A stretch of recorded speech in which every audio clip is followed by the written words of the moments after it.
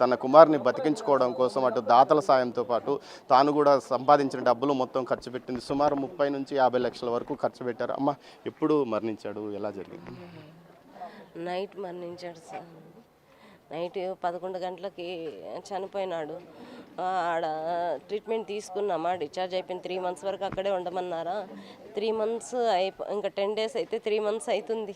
అయితే అప్పుడు ఏం జరిగిందంటే 10 డేస్ ఉందనంగా వాళ్ళు హాస్పిటల్కి పోయినాం. కొద్దిగా టైట్గా ఉంటే టైట్గా ఉంటే హాస్పిటల్కి పోయినాం. హాస్పిటల్కి పోతే వాళ్ళు బ్లడ్ టెస్ట్ చేస్తారు, సిటీ స్కాన్ చేశారు. మీ అబ్బాయి ఇంకా బ్రతకడమ్మా, తీసుకెళ్ళిపోండి అని చెప్పారు. తీసుకొని వచ్చేసి ఇక్కడ పెట్టాము. నైనా హాస్పిటల్కి ఇంకా ఏదైనా చూద్దాం రా అంటే వద్దమ్మా, ఇంకా నా వల్ల కాదు, నేను ఈ గుచ్చిపెట్టుకోలేను, వెయిన్స్ లేవు, ఎంత చేసినా వెయిన్సే దొరకవు. అబ్బాయికి ఒక సూది వేయాలన్నా కానీ వెయిన్స్ లేవు. కాళ్ళల్లో చూస్తారు, చేతుల్లో చూస్తారు, ఏం చేసినా లేవని చెప్పేసి అబ్బాయికి నేను ఇంట్లోనే ఉంటా, ఎక్కడికి పో, నేను చనిపోయేటప్పుడు కానీ ప్రశాంతంగా చనిపోతానమ్మా, నాకు తెలిసి నేను చనిపోతాననేసి నన్ను ప్రశాంతంగా పెట్టమ్మా, నన్ను ప్రశాంతంగా చనిపోనివు. 1.5 year ఇంట్లోనే చనిపోయినాడమ్మా, ఇంట్లోనే చనిపోయినాడు. నిన్ను ప్రశాంతంగా చనిపోనివమ్మా, ఈ 10 రోజులన్నా నన్ను ప్రశాంతంగా ఉన్నవమ్మా అని చెప్పారు. నైట్ ఏదైతే నిన్న రాత్రి 11 గంటల సమయంలో కౌశిక్ తన మృత్యు ఒడిలోకి చేరుకున్నారు. అతని అంత్యక్రియలు ఏర్పాట్లు ప్రస్తుతం జరుగుతున్నాయి. ఇందుకోసం పెద్ద సంఖ్యలో అతని స్నేహితులతో పాటు కళాశాల స్నేహితులు, వారి బంధువులు కూడా వచ్చారు. వీరందరూ అతని అంతిమయాత్రలో పాల్గొనడానికి ఇక్కడికి చేరుకున్నారు.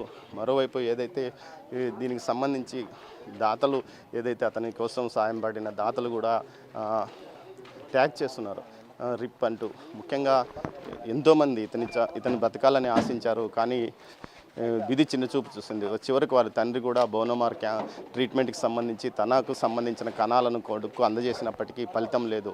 అటు ముందుగా బసవతారకంలో చికిత్స పొందారు, ఆ తర్వాత బెంగళూరులో హాస్పిటల్లో, తర్వాత చెన్నై హాస్పిటల్లో సుమారు 3 నెలల పాటు ట్రీట్మెంట్ తీసుకున్నప్పటికీ ఫలితం మాత్రం లభ్యం కాలేదు. చివరికి ప్రశాంతంగా తన ఇంట్లోనే తాను మరణిస్తానని తల్లిదండ్రులు కోరడం, దీనికి తోడు శరీరం ఏదైతే ట్రీట్మెంట్కు సహకరించకపోవడంతోనే మరణించాడని తల్లి చెప్తుంది. మొత్తం మీద అయితే ఇది పెద్ద విషాదం అని చెప్పవచ్చు. ఆ అబ్బాయి కోసం తమ ఆశలను ఏదైతే తమ జీవితాంతం కష్టపడి సంపాదించిన మొత్తం ఖర్చు పెట్టారు. మరోవైపు దాతల సహకారం అడిగారు. అటు స్నేహితులు, అటు టీటీడీలో ఉద్యోగులు, అతనికి సంబంధించిన అభిమాన హీరో, వీరందరూ సహకారం అందించినప్పటికీ మృత్యువు మాత్రం అతన్ని తీసుకువెళ్ళిన పరిస్థితి. మొత్తం మీద దీనికి సంబంధించి ప్రతి ఒక్కరూ ఆవేదన వ్యక్తం చేస్తున్నారు. తమతో సన్నిహితంగా తిరిగిన కౌశిక్ సుమారు 6.5-7 నెలల పాటు ఈ విధంగా జరిగి మరణించడం తీవ్రంగా బాధ ఉంటుంది. అంత్యక్రియలు ఎప్పుడు చేస్తారు? 3 గంటలకి. అంటే నిన్న నైట్ 11 గంటలకు మరణించారు. అవును, 11 గంటలకి. అంటే హాస్పిటల్ నుంచి ఎన్ని రోజులు? 13 రోజులు అవుతుంది.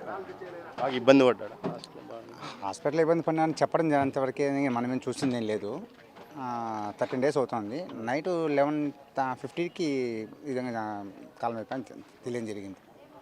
ఏదైతే జూనియర్ ఎన్టీఆర్ వీరాభిమానిగా ఉన్న కౌశిక్ తను చివరిగా ఒకసారన్నా జూనియర్ ఎన్టీఆర్ను కలవాలనుకున్నాడు, కానీ తన ఆరోగ్యం బాగుపడిన తర్వాత ఖచ్చితంగా కలుస్తానని జూనియర్ మాట ఇచ్చినప్పటికీ చాలా తోడ్పడినారు కృష్ణ గారు.